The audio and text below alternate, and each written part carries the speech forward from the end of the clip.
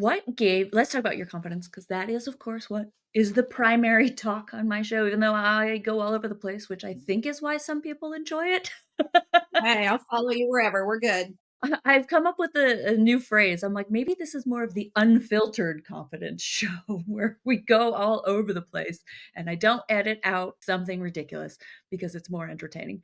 Uh, Tell me about your Absolutely. confidence journey and how you found the confidence to be able to stand on the stage and speak, which is terrifying for what is it, like 98% of people are terrified? That's what they say. And, I'd be lying if I said I don't get those flutters Yes, every time I get up there. yes, yes. And the, okay, all right. Yeah, yeah, but they give me energy. They give me like I have Mm, to transfer that into using my energy on stage. It's funny because I don't remember being that confident. And whether I think yeah. all kids start out confident, when we start out, everything is perfect, right? We don't always get the experiences that support that.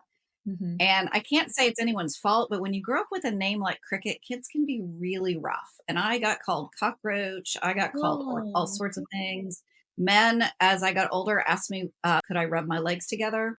So the self worth and the self value was a struggle.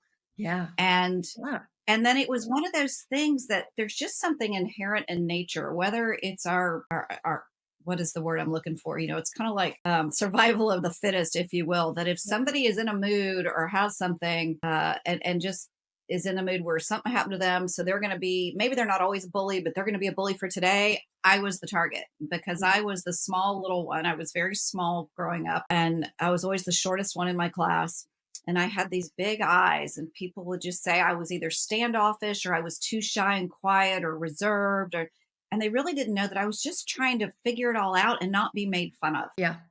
So, maybe as a kid I was supposed to be confident and stand out. I don't know. And I learned to retreat, which is what I think happens a lot of times. We learn to retreat to protect ourselves. And I would say that little girl is still in there someplace. I can't say she's gone. She every now and then says, "Hey, wait a minute. What about me? Are we really doing this? Are we sure we can do this?" I think what I've learned as I've gotten older is to trust in myself more. I've learned how I think and work best. I've learned what's best for me.